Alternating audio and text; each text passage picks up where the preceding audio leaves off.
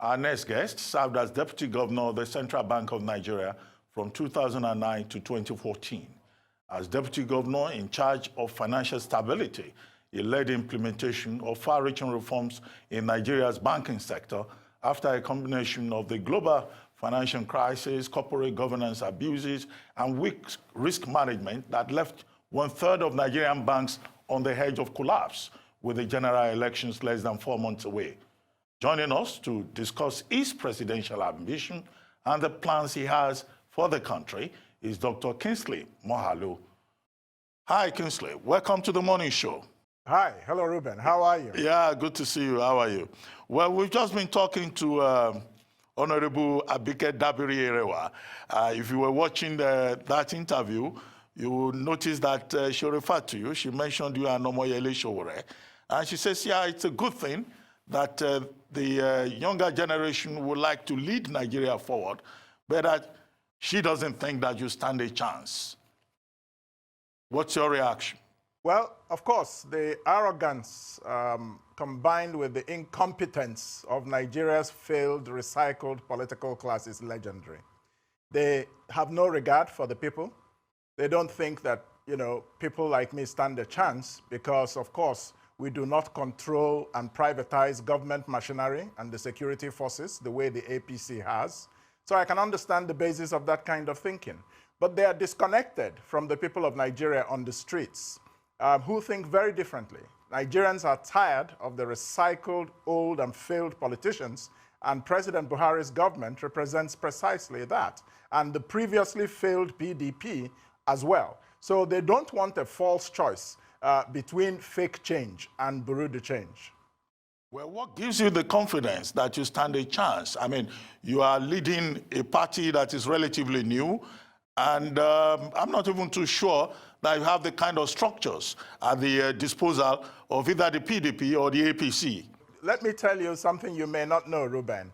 Our party has structures in 36 states of the Federation and each of the 774 local government areas.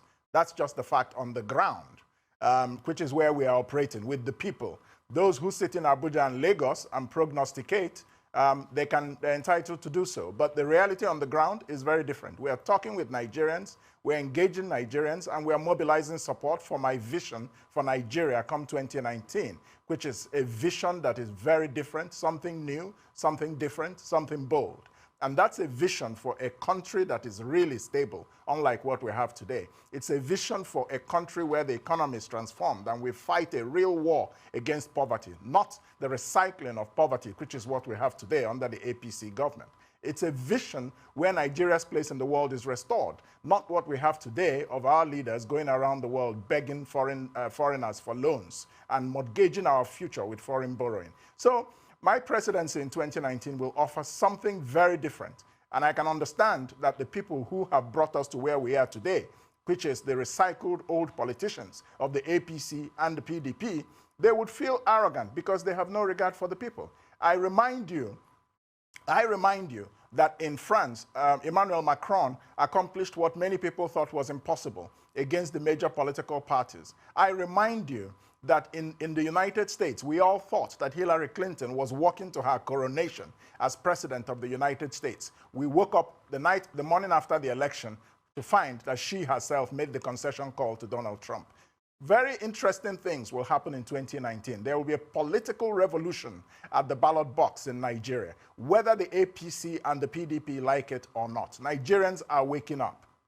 Well, I mean, you use the word arrogant, you use the word recycle, the recycling of leadership, the recycling of poverty. But I mean, we just had a conversation again. I take you back to the interview with Honorable Abike Dabiri-Erewa. And she was saying that, look, President Buhari needs more time. He needs continuity to be able to consolidate on many of the things he has done. And here you are saying you want to do certain things. What will you do differently? And why do you think President Buhari doesn't deserve to continue in office? Well, first of all, I think it's very clear that President Buhari does not deserve to continue in office. I'm a professor, and I would grade his performance an F. And when a student has an F, you know what that means. Now, unfortunately, the lives of 200 million Nigerians are too important to give him all the time in the world to try to get it right. We need to move into the 21st century. We should be in a hurry. Let me tell you what I will do very differently as president of Nigeria. First of all, I will unite this country.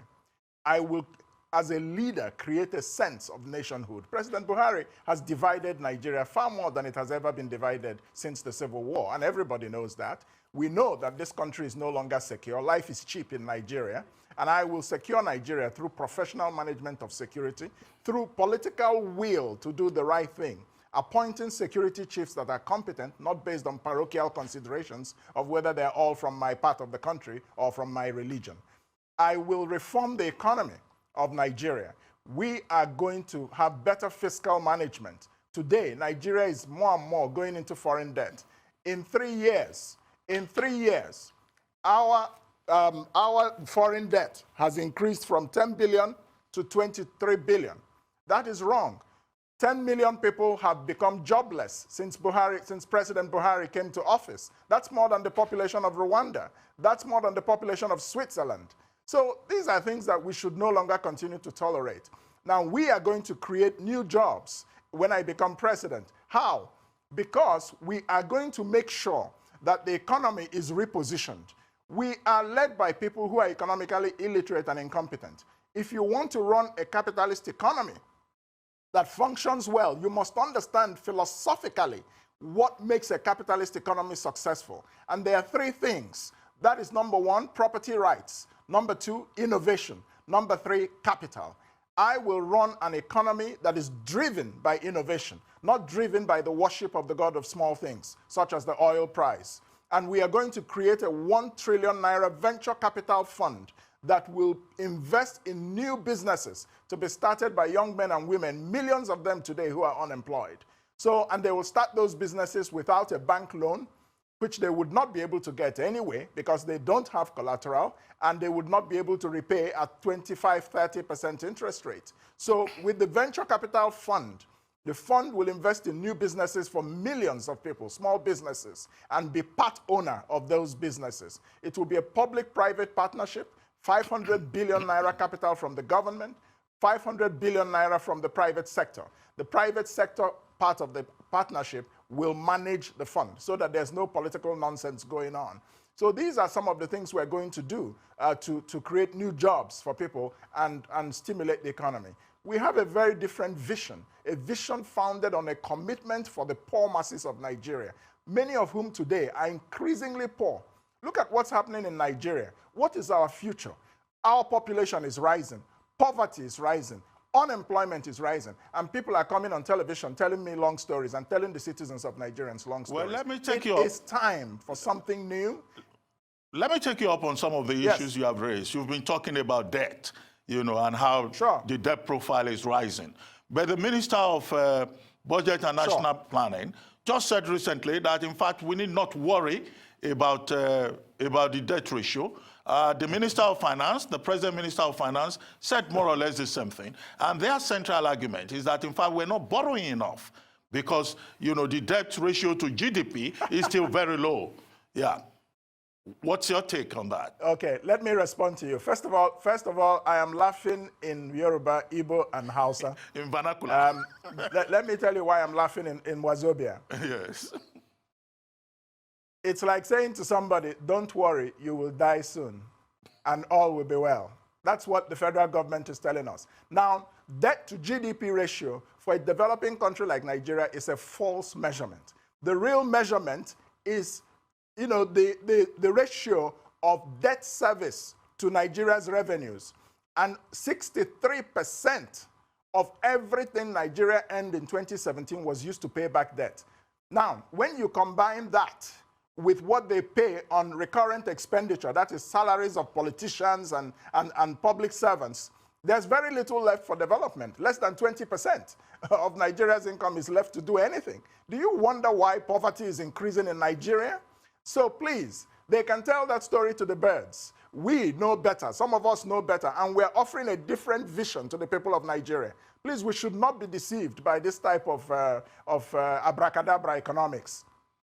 Well, you talked about venture capital and a number of other issues. But Some Nigerians are of the view that the biggest problem we have now is perhaps national security, and that President Buhari, as a former general, and with the efforts he's been making to deal with the challenge of terrorism, is probably still needed for another 4 years for him to be able to fight against terror, and that bloody civilians who want to be president of Nigeria are probably not yet welcome at this point. Well, that is the argument of the military dictatorship mindset, which has failed at its core job of securing Nigeria. The hood does not make the monk, Ruben. You will find in 2019 that a civilian, a university professor, an intellectual, a former central banker will secure Nigeria far better than a general, somebody who retired as a general. Let me tell you why security has failed in Nigeria. Number one, and what we are going to do about it. So it's not just to identify the problem. I am somebody who is focused on solutions. So the first thing I'm going to do, which President Buhari has not done, is that I am going to look at security from a multidimensional perspective.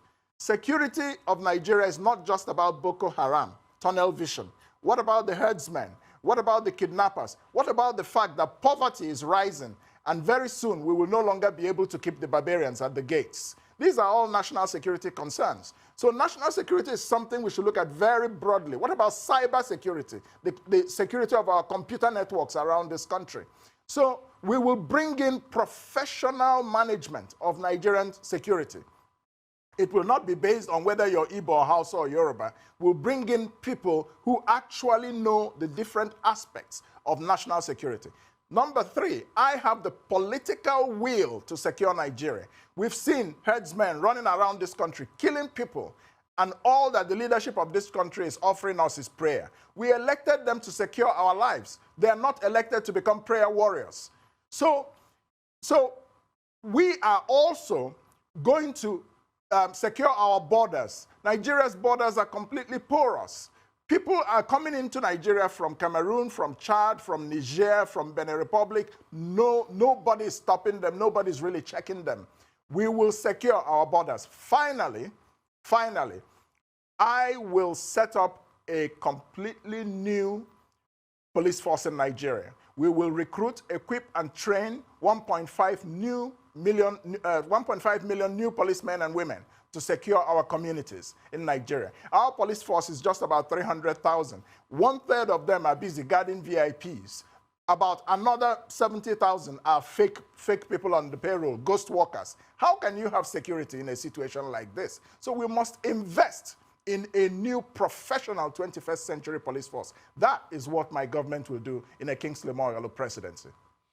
Well, let me ask you about restructuring. I mean, some of the sociocultural groups, Afenifere, Ohaneze Ndigbo, Pandef, the Middle Belt Forum, they've made it very clear that the presidential candidate that they will support will be a presidential candidate that has very clear ideas about how to restructure Nigeria and how to move it forward. What's your position on restructuring? That means, of course, that they will all be voting for me, very clearly, because constitutional restructuring is the #1 item on my agenda and the agenda of the Young Progressives Party, the YPP, the party that I'm representing, and I'm its candidate at the polls. Unlike many people who have a very surface understanding of restructuring, restructuring has become a popular phrase. But let me give you very clearly my vision of restructuring and why that is the restructuring that is going to work. Number one, Nigeria has to be constitutionally restored to be in a proper federation with fiscal federalism. That is number one.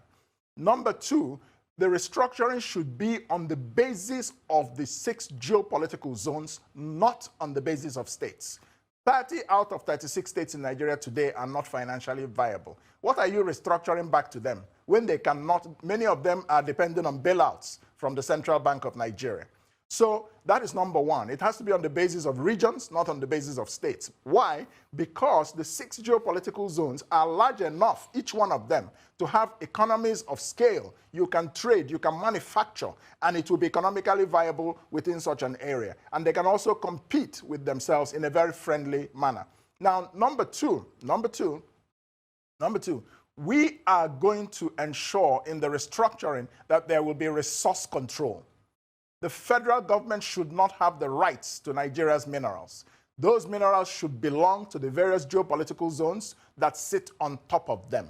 However, they should not make the same mistake we have made with oil, exporting, crude natural resources. No, in my government's economic vision, there will be no export of crude natural resources. You cannot invest in Nigeria, in mining, and any solid minerals or petroleum if you are not prepared to create jobs inside this country with finished processing before you can export. We must add value before we export. So that's number two, resource control, but improved resource control by exporting value-added natural resources. Number three, in my vision of constitutional restructuring, there must be a very clear separation between the state and religion. A lot of the conflict in Nigeria today is because we are mixing up religion in public policy, whereas we claim to be a secular state or a multi-religious state. So we must separate religion, which is a private and personal thing, from the public sphere, so that people can worship God as they wish in their privacy, and Nigeria can run a proper government in the 21st century. Anyway, we'll take a short break on the morning show right now. When we return, we'll continue with the interview with Kingsley Moghalu.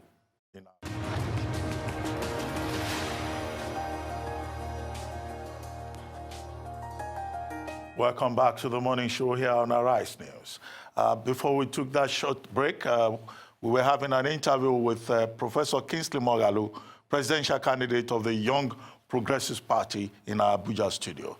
Kingsley, can you hear me now? Can you hear me clearly? Yes, I can hear you, Robert. Oh, perfect. Great. Now, I was asking you a question about state police. You were talking earlier on about, constitutional restoration, constitutional restructuring. And I said one of the sore points about that constitution is the issue of the police and its control by Abuja rather than having state police. And I wanted your take on the concept of state police. I wanted to be very clear about my vision of constitutional restructuring, because many people just use the phrase in a very banal way. But by restructuring, I meant and I mean that Nigeria will be brought back to a proper constitutional federation with federating units and a center, and the federating units being fiscally responsible for their own revenue generation and paying a tax to the federal government. And then at the federal level, we will have some coordinating units like the security forces, the central bank, the Ministry of Foreign Affairs, immigration, and so on. And I was saying that the restructuring should be on the basis of the 6 geopolitical zones. I heard all of that. Not on the basis of states. Yes. You said you heard all of that. I heard all of that. And the fact that there should be resource control. Weak, yeah. I heard all of that. Yes, and that there should be resource control. The regions should own their minerals. And that there should be separation of religion from the public sphere. I heard all of that. Now, on the matter of state police, it follows to reason that there should be regional or state police. But there must also be federal police, because we have a federal capital. There should be a power of reversion at the center so that the regions do not misuse security forces to undermine the security and the sovereignty of the state. But we should have regional police so that the police will be efficient and effective and have the autonomy to secure the regions. But there must be a power of reversion at the center, a power of override if there is a crisis. Yeah, well, let me ask you a question about the banking sector. We had a gentleman on this program who gave us informed opinion about the state of the Nigerian banks. And he was talking about the banks doing well, particularly the tier 1 banks. And I had asked him a question that there seems to be a disconnect between the banking sector and the general economy, and even the common man. And also I asked him a question about the gap between tier 1 and tier 2 banks, and what can be done by the tier 2 banks to bridge the gap. Now, you were deputy governor of Central Bank. What's your take on the banking sector, and what are you likely to do, looking at your background, about the banking sector in terms of its connection with the general framework of the economy? Now, thank you very much for asking that question. The real problem and the reason for the disconnect between the banks and the wider economy is that while the banking sector is under the control of the Central Bank of Nigeria, which is independent or should be independent, and that's a good thing, but the fiscal side of the Nigerian economy, which is the Ministry of Finance and so on, the budget, has not been very effectively managed. So you then have, like, as if you have two economies. The banks are generally running and doing well, but the wider economy is not doing well because there's too much poverty. Jobs are not being created enough, and so who are the banks serving? The banks are therefore serving the rich. They're not serving the poor. So we have to have a much better macroeconomic management overall for the impact of the banking sector to be much more positive. So for now, you find that what the central bank is preoccupied with is financial stability, not the role of the banks in economic development, because the banks are not really extending credit to the private sector at the rate they should. Now, let me tell you my solution to this problem. I talked about the venture capital fund. The reason why that venture capital fund is very necessary is to diversify the source of capital and credit in a capitalist economy. So, and the venture capital fund will provide equity capital, not credit, which the banks provide. That way you can have a balance. There's too much reliance on the banks, and the banks are not providing enough of the capital that the Nigerian economy needs to grow. So that's the real problem. The problem does not come from the banks themselves. It comes from the macroeconomic management of Nigeria more broadly. And that's because there is no economic competence in the governance of Nigeria at this time. Yeah, okay, I get your point, but let me ask you a number of other questions. You are the standard bearer for the Young Progressives Party. And I asked you earlier whether the party has the structure. Now, how many candidates are running on the platform of the Young Progressives Party? Do you have candidates at all levels or in just a few selected states? Yes. Or this is just an SPV for your own presidential ambition? I like that. The SPV is the APC and the PDP, the fake change party and the Bureau de Change. Those are the SPVs. I have a real vision. And I want to tell you that the Young Progressives Party, which I was not part of its formation, I joined the party. So it cannot be an SPV for me. But we have hundreds of candidates for all positions up and down the ballot in the 2019 elections. We have candidates for Senate, we have candidates for governor, House of Reps, state assemblies, local government. In Abuja alone, we have more than almost 50 candidates for local seats in the Federal Capital Territory. So, you know, there are so many candidates in all the states, and I think Nigerians will see this as we get closer to the elections. Well, let me ask this question. I mean, is there somebody funding you, or? Sure. And what is the source of that funding, and how expensive have you found this process to be, or how cheap? No, let me tell you something. You know, I am being supported by friends and the average Nigerian, many of who believe in my vision. I am not a money bag politician, and this is one of the reasons we have limitations. The people who stole government money and are recycling it by bribing people for their votes. We need to have a reform in electoral financing in this country. We need to address the question of vote buying, whereby you give a man or a woman 2,500 naira and they'll sell their destiny. 2,500 naira is just 3 bottles of beer and 1 nkwobi. And that's it. And that's it. Now, so we are talking to people in the villages and in the rural areas and explaining to them that you can sell your vote, but 4 years later, your son still does not have a job. Your daughter still doesn't have a job. How is that? Well, you were a member of a pact, Presidential Aspirants Coming Together, PACT.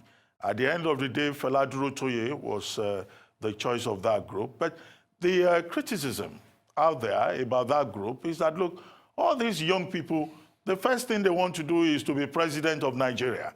You have been deputy governor, you've been in government before, so you have some significant experience. But the criticism is that, why don't you guys, start at the level of maybe local government chairman, House of Assembly, House of Reps, maybe you run for governor, but you are starting at the very top.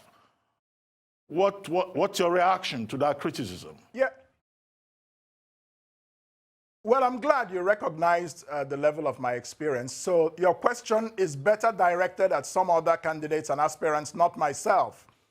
I have been a deputy governor of the Central Bank of Nigeria, which is a very, very, very high level and important and serious responsibility. I have been a United Nations official for 17 years, rising from entry level to the highest career rank in the UN. I have been a professor at one of the world's most prestigious universities. I have been an entrepreneur, founding and running my own business. I am a philanthropist contributing to the progress of local communities around this country. So I am more than prepared to be president of Nigeria. Speaking for myself, but I cannot speak for others who do not have significant experience and want to be president. Now, let me tell you the reason this is happening. It is an indication of the failure of governance in this country and how disappointed Nigerian citizens are. So everybody now feels, oh, I can be president. I can do better than what the present government is doing.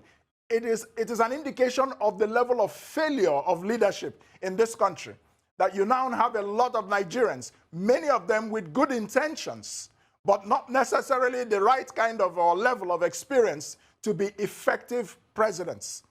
Now, you know what happened in 2015, and we must avoid it in 2019, when people said, anybody but Jonathan, and out of sentiment, we all invested our hopes in President Buhari, General Buhari at the time. And we have seen that the competence, the level of competence is not, has not matched the hopes Nigerians had. We should avoid that mistake in 2019 by making sure that we elect a president who understands the management of the Nigerian economy, who can create jobs, who understands economic philosophy and how to reposition Nigeria, who has experience in international diplomacy, such as I have, who has experience in nation building, such as I have. I have rebuilt and helped fix broken societies around the world in my 17 years in the United Nations. So I come prepared for this job. Well, let me ask you, have you chosen a running mate yet? And if you have or you haven't, where are you likely to choose your running mate from? We will be announcing the choice of my running mate very soon. No, it's not very soon. By now, you should be clear in your mind, who you want as your running mate, or maybe the geopolitical region that you are likely to be looking at.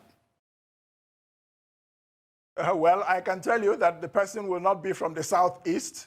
The person will not be from the south-south. Those things you can be sure of. I can also tell you that the person will not be a Christian like myself. It will have to be somebody of a different religion and from, probably the northern part of the country. So how soon should we expect the announcement?